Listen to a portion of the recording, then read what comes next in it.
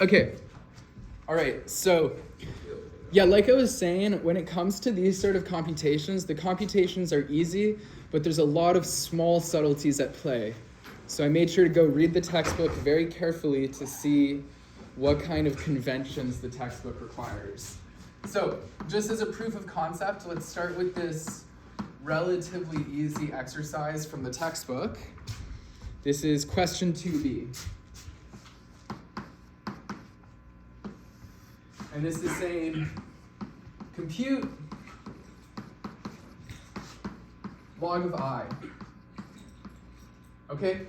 And so one thing to keep in mind, guys, lowercase log, this is going to be a multi-valued function. Uppercase log is going to be single valued. So this question is asking for lowercase logs, so we're going to get an integer's worth of solutions. So the general formula for log of z is you're going to take the natural log of the modulus, and you're going to add I times the argument. Okay? And here, again, like I said, R is the modulus of z, and theta is an argument of z. And this is why it's multi-valued, because we have infinitely many choices of theta, right? So here we're looking at I, right? So we're looking at the case z equals I. And so we want to find our R, and we want to find our theta. So always good to get a little picture here.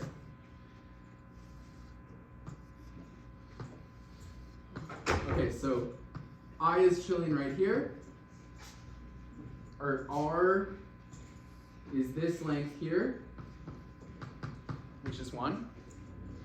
And our theta is going to be this angle, pi over 2, but let's not forget to add 2 pi n, or 2 pi k, or whatever. Okay, so let's just go ahead and plug in the formula. Log of I is going to be equal to the natural log of 1 plus I times, and our theta is going to be pi over 2 plus 2 pi n. So log of 1, this is equal to 0. Then we're just left with this term. Namely, we factor out our pi, and we get 1/2 plus 2n outside of I times pi. Okay, so this is the proof of concept. This is how you compute logs. Any questions on that? All right. So if someone were to ask you, for the principal log, this would be, this is now single valued. You're still going to take the natural log of the modulus, but now you're adding I times the principal argument. Okay, so now there's a unique choice of argument. Okay. So, like I said, there's a lot of subtleties when you talk about logs, and that is really illustrated by the following question, which I will write here. So this is question on page 95 to 97, question 4. So this is a really good question for illustrating the subtleties. So it's a two-part question. A says, show that log of I squared equals 2 log of I, but it specifies one particular branch of the log. So it says when log of z, okay, so this is the normal formula, log of r plus I theta, but now it specifies the branch by telling us that theta is bounded below by pi over 4, and above by 9 pi over 4. Okay, so that's part A of the question. And part B says, show that log of I squared is not equal to 2 log of I when, okay, so now we specify a different branch of the log. 3 pi over 4.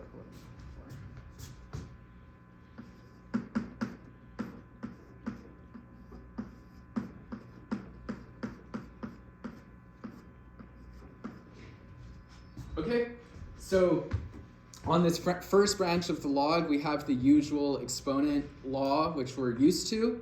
And on the second branch, the exponent law fails. So let's see how this shapes out here.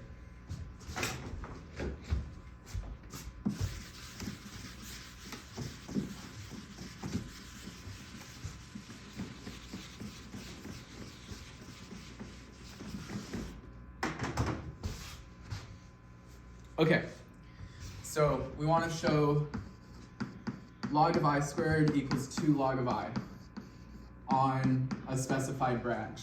Let's just do a left-hand side, right-hand side type of thing. So the left-hand side, we're looking at log of I squared, which is equal to, so I squared equals -1. We're looking at log of -1. And as we know, the formula here is the natural log of R plus I times theta. But now, this is our restriction on theta. So, we're looking at this term -1. So let's, it's always good to have a drawing.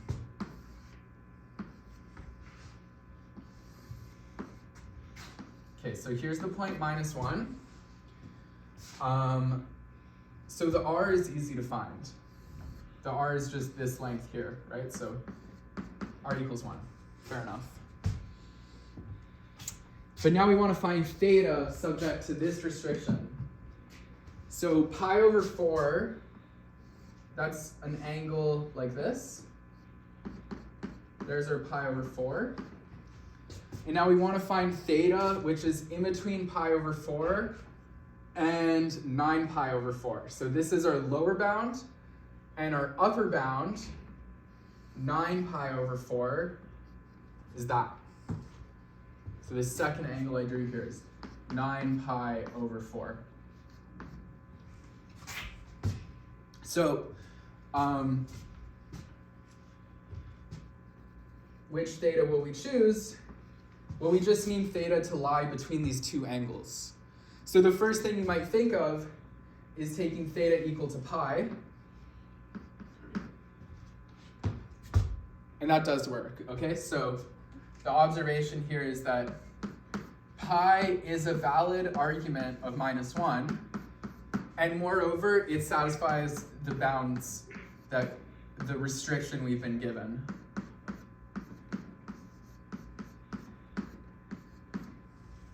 Okay?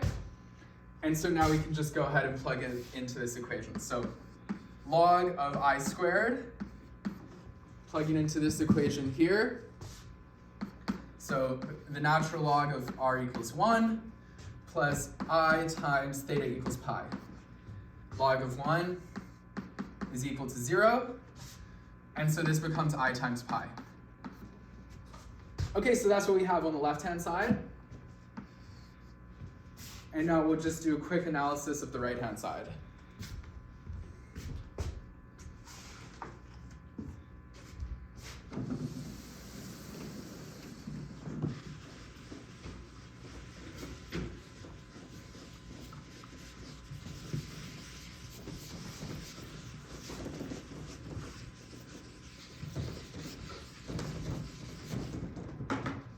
Okay, so let's look at the right-hand side.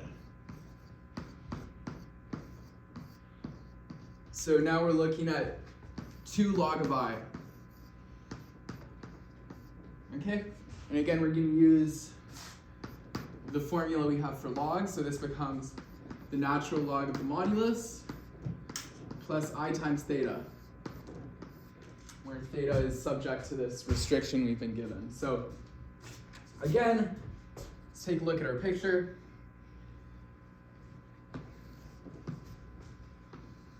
So I is chilling here. This is R, which is equal to 1.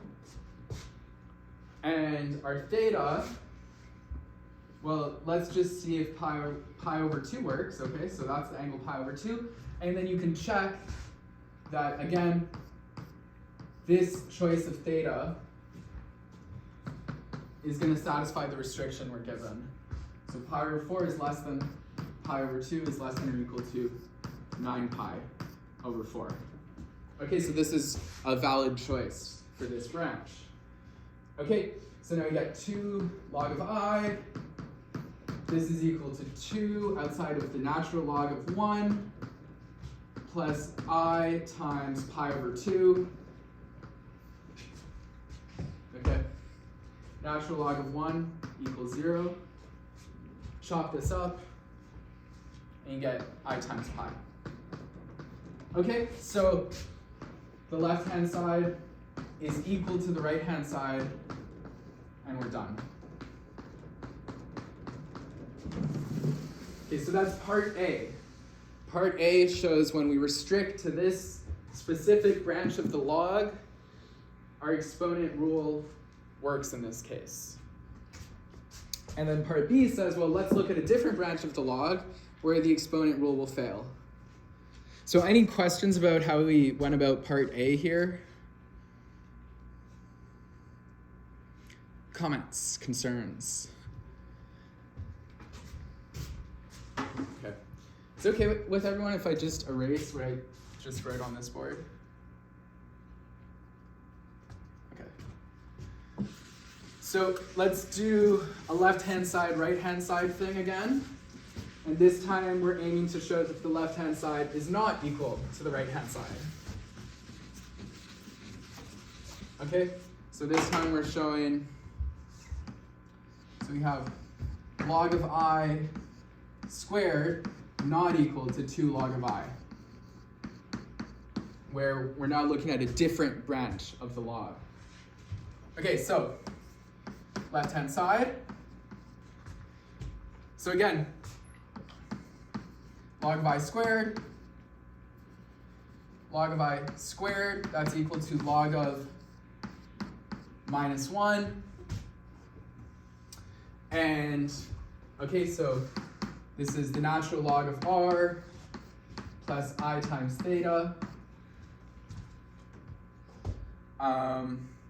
Again, for minus 1, we have R equal to 1. And we can take theta, again, we could take theta equal to pi. And the reason this works is because this, again, this does fall into the allowed bound. So 3 pi over 4 is less than pi, is less than or equal to 11 pi over 4. Okay, so we can use the same theta as before. And so what do we get? Log of I squared is equal to natural log of 1 plus I times pi, which shapes out to just be I pi. Okay, so the left-hand side has not changed at all, but we expect the right-hand side will change.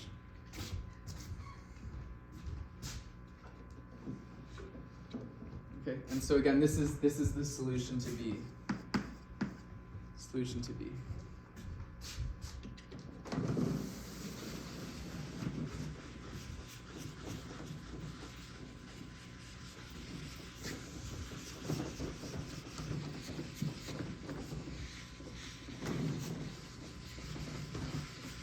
Okay, so now let's look at the right-hand side. The right-hand side, that is 2 log of I.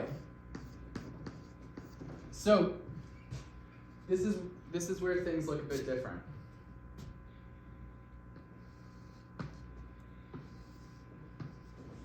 Okay, so keep in mind We're looking for theta in this bound. So here is our point I. This angle here is going to be our 3 pi over 4. And the other angle, 11 pi over 4, looks like this. So this is our 11 pi over 4. Now, you might be tempted to say, okay, let's just take theta equals pi over 2. But now the issue is, pi over 2 does not fall into the allowed bound. Okay, so what I'm saying here is, pi over 2 does not belong to the allowed range of 3 pi over 4 up to 11 pi over 4. Okay, so we can't take theta equal to pi over 2. That won't work. So the solution here is, well, let's just add 2 pi to that theta. So like I said, you're tempted to take theta equals pi over 2, but that doesn't work. So we're going to go around one extra time. So now our angle is theta equals pi over 2, and we've added 2 pi. Okay.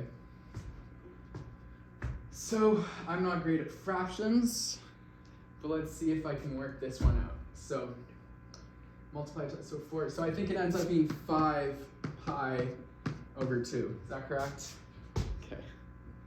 Good stuff, guys. So our theta is 5 pi over 2. So let's chop this out. So again, r equals 1, theta equals 5 pi over 2, and our 2 times log of I, that is 2 outside of the natural log of r, plus I times theta.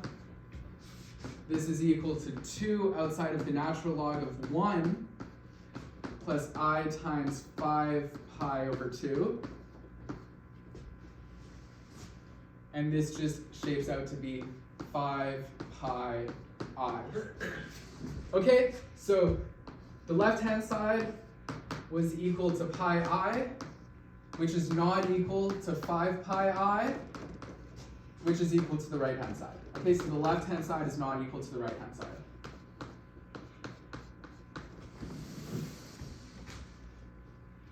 Any questions on that, guys?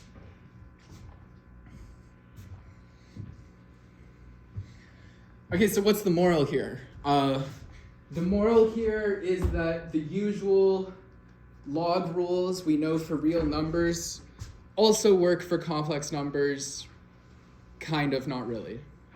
Okay, so there are subtleties at play. They work if you restrict yourself to an appropriate branch.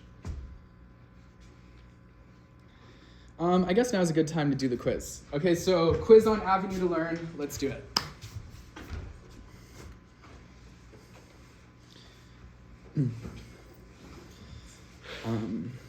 Just give me a moment to open it.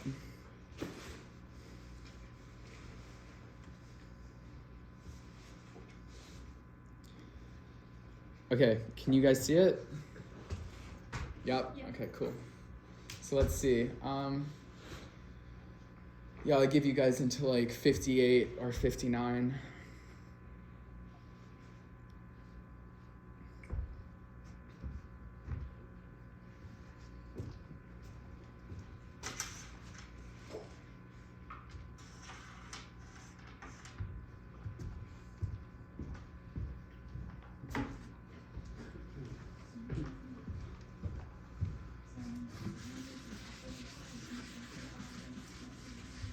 So you have infinite attempts, and you're graded on your highest attempt.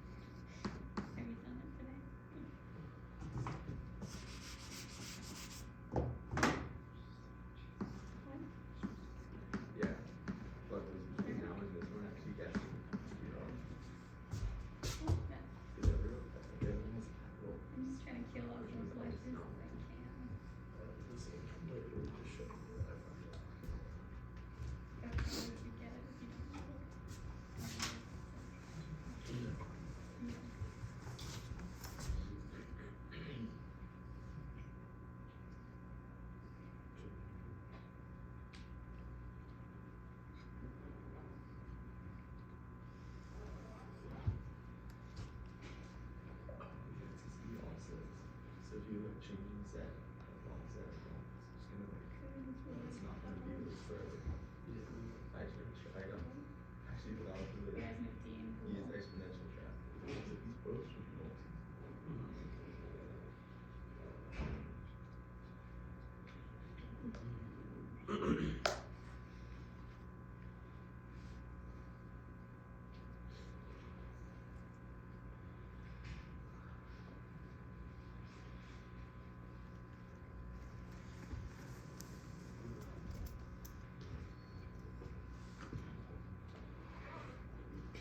What do you guys think of the quiz this week?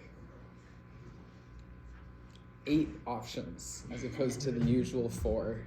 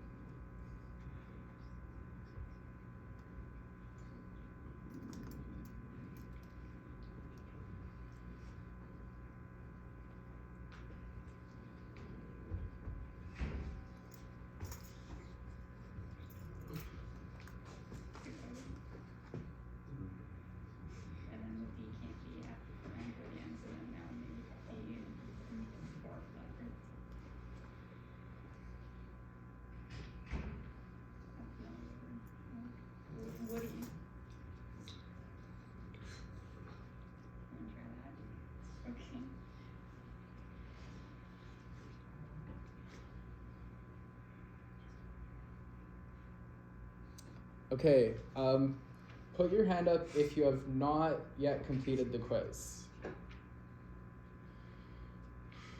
Okay, all right, so what's the answer, guys? Here, I'll circle the ones which are multi-valued. Yes? So the multi-valued ones, so log z with a lowercase l, and then arg z with a lowercase a, and then log e to count the z. Good. Okay, so how do we know this? The first 2 are easy by the law of capital letters, okay? So if you have a capital letter, that's going to be single valued. So these 2 are not so bad. Now if you look here, why is this one multi-valued and this one single valued? You know, like naively you would say, well, log of e to the z, isn't that just equal to z? Isn't that a single value? Right, okay, so the answer is no. So look at the log formula, and you have to add, well, you look at the log formula, and this shapes out to be the natural log of the modulus of e to the z plus I times the argument of e to the z. Okay, so this argument of e to the z is what turns it into a multi-valued function. That being said, this guy is single valued. This guy genuinely does equal z. Okay? So, something to keep in mind, e to the log z equals z. The converse is not true unless you specify an appropriate branch, right? Okay. So just to illustrate this concept, I want to do one super easy exercise really fast. Okay, because it's important to get a handle of like what is multi-valued, what is single valued. There's a lot of subtleties at play, and I recommend you read the textbook carefully to make sure you, like I said, the computations are easy, but there's a lot of subtleties to pick up on. So, let me close the quiz. Okay. So this one super easy This is 95, 97 question. Okay.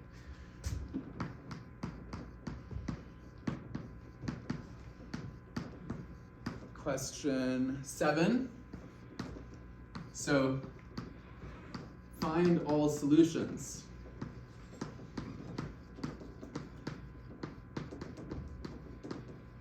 Solutions to what? Solutions to log of z equals I pi over 2. Okay, and like I said, we're just using this fact right here. So what does this become? This becomes, we're going to raise both sides, raise e to the power of both sides.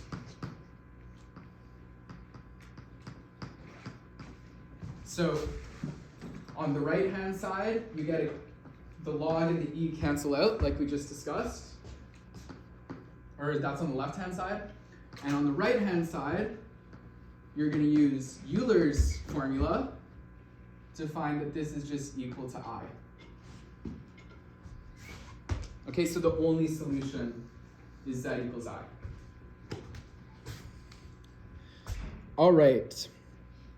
So let's see.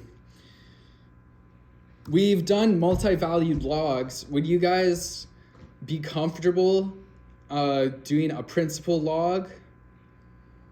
Yeah? Okay. So I'll give you 2 options. The next exercise can either involve principal logs or it can involve powers, multi-valued powers. So option 1 log, option 2 powers. Option 1 hands up. Option 2 hands up. Okay.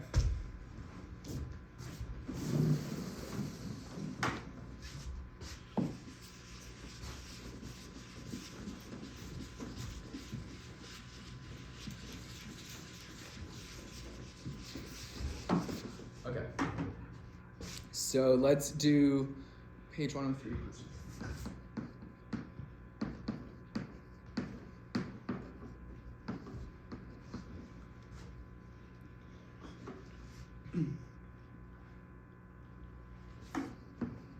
So compute -1 plus I root 3 to the power of 3 over 2. Okay, so let's do this. Now, the definition of, if you have z to some power w, this is defined to be the multi-valued function e to the w times log of z. Okay, and of course this only works when z is non-zero. So computing a power reduces to computing a log. So we just need to find the log of this guy. So here we have our z is equal to -1 plus I root 3, and our w is equal to 3 over 2. And I'm going to go ahead and erase the info board.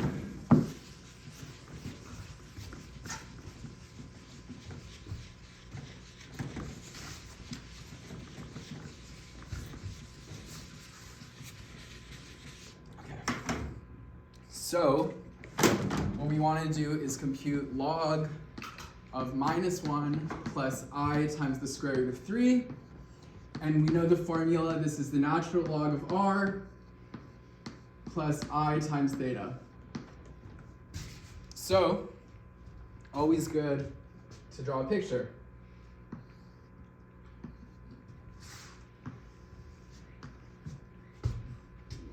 So it looks like we're going to be in the second quadrant. So our point is around here. This is the point -1 plus I square root of 3. And we would like to find this angle theta. Okay, so R is not hard to find. R is equal to, we have a formula here, -1 squared plus the square root of 3 squared, all of that under a square root. and this is equal to 2.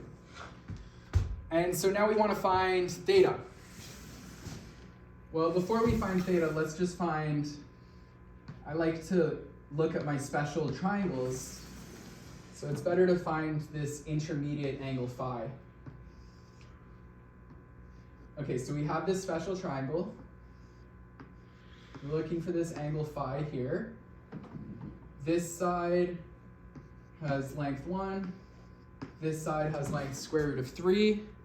So phi SOHCAHTOA, opposite over adjacent. We get the inverse tangent of 1 over the square root of 3. And if you know your trig, this ends up being pi over 6. Fair enough. So that's pi over 6. And now to get our theta, we need to add pi over 2.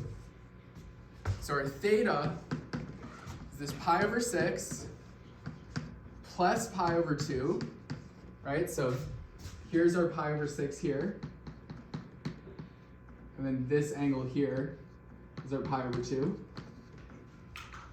And then don't forget to add plus 2 pi n. Okay, so what is this? I guess I have to multiply u by 3, 4 pi over 6, 2 pi over 3 plus 2 pi n. Did I do that right, guys? Yeah? Okay.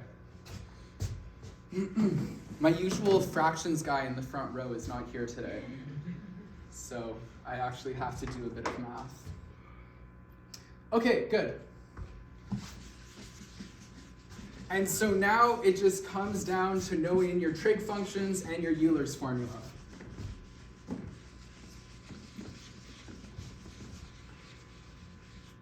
So let's do this. So we have our formula. I guess let's compute the log first. So log of -1 plus I root 3. This is log r plus I theta. Okay, so log of 1 plus I outside of 2 pi over 3 plus 2 pi n. And I think log should be 2. yeah, thank you so much. Just every other ln was 1 today, so I just went on autopilot. Okay, thank you for pointing that out. Okay, so that's good. Let's just leave that like that. And now we want to compute -1 plus I root 3 to the power of 3 over 2. The formula, which I wrote down back there, tells us that this is e to the power of 3 over 2 outside of ln 2 plus I outside of 2 pi over 3 plus 2 pi n.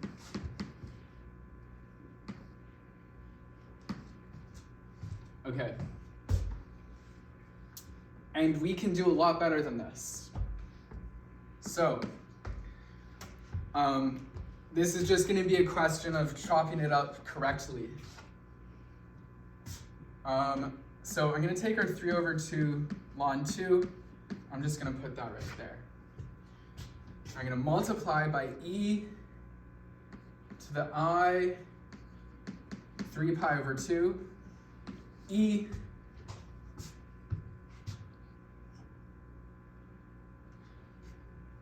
no, give me a moment.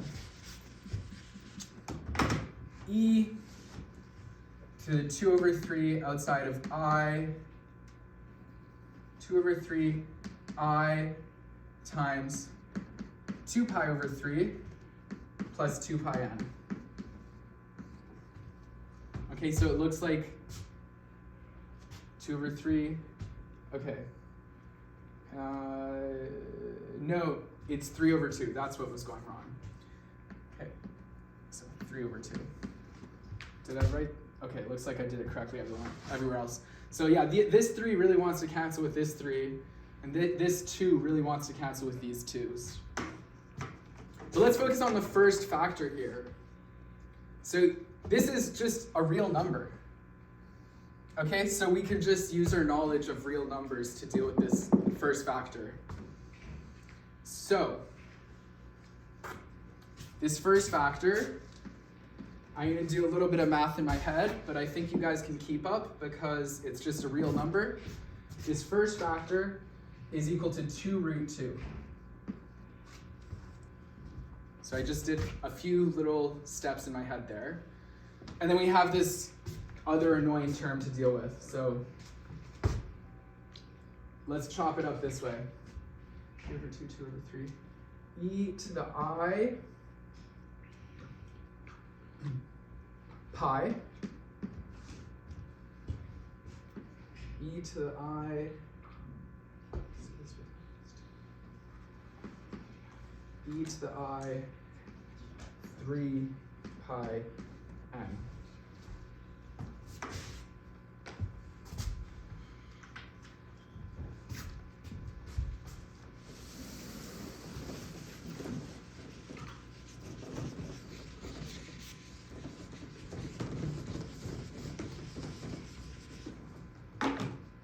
Okay, let's continue this. It's equal to 2 root 2 e to the I pi. Okay, and now I'm going to chop this up a bit more. E to the I 2 pi n times e to the I pi n. Okay, all right. So let's take a look here. If you know your Euler's formula, you know this is equal to -1. Everyone's always gushing over this and saying it's the most beautiful thing, which I think, big deal. Okay. This term, again, if you know your Euler's formula, this is always equal to 1. And now we have this last term to deal with. And so maybe let me discuss that one in a bit more detail. Okay, so e to the I pi n, we're going to use our Euler's formula, or as some people say, the Euler formula. This becomes cosine pi n plus I sine pi n. And sine of any multiple of pi equals 0. Cosine of pi n, this just comes down to knowing some trig functions, is equal to -1 to the power of n. So carrying on here, what do we have? We have 2 root 2 times -1 times 1 times -1 to the n, which can just be simplified to 2 root 2 times -1 to the n, which we can finally simplify to plus or minus 2 root 2. So this is the solution. Okay, so this power is multi-valued. Any questions about computing powers? Okay, so there is the concept of the principal value. So if someone specifies the principal value, then you get a single valued thing. Okay, maybe let me do one example real quick in this last 6 minutes here. So I'm going to erase this.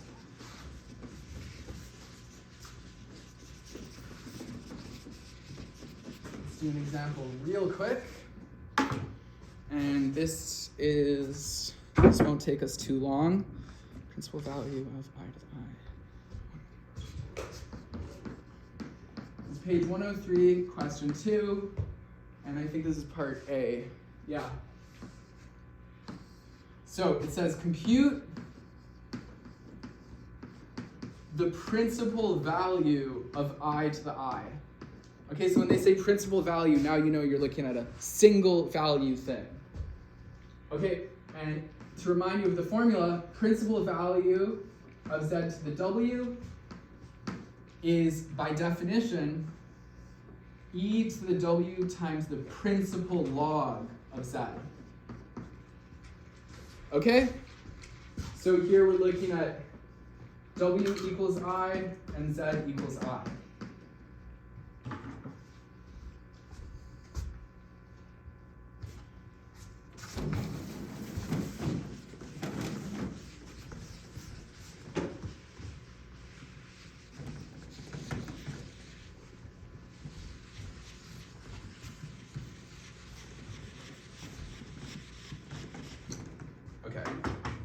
So we want to compute the principal log of I. This is equal to the natural log of its modulus plus I times the principal argument of I. And I think you guys know how to do this. So R is going to be equal to 1. The principal argument of I is going to be equal to pi over 2. I think you guys know how to do that. So natural log of 1 plus I times pi over 2. The natural log of 1 equals 0. And we get that the log of I is I times pi over 2. So plugging into our formula, the principal value of I to the I is equal to e to the I, principal log of I equals e to the I outside of I pi over 2, which is equal to e to the minus pi over 2. And I gotta say, that's really interesting. We took an imaginary number, raised it to an imaginary power, and ended up with a real number. So that's kind of funky. All right, guys, so I'm just gonna write one quick thing down, just like a really quick note, and then I'll let you guys go. Because, as I keep saying, the computations here are easy, but there's a lot of subtleties to be wary of. So let's just make a little table. So multi-valued, single-valued. So for multi-valued, we have lowercase arg, we have lowercase log, we have log of e to the z, and we have powers of the form z to the w. For single-valued, we have uppercase arg, we have uppercase log, we have e to the log of z, which again, this is just equal to z. That's why it's single-valued. And we have the principal value of z to the w. Okay, so just keep in mind how to distinguish them.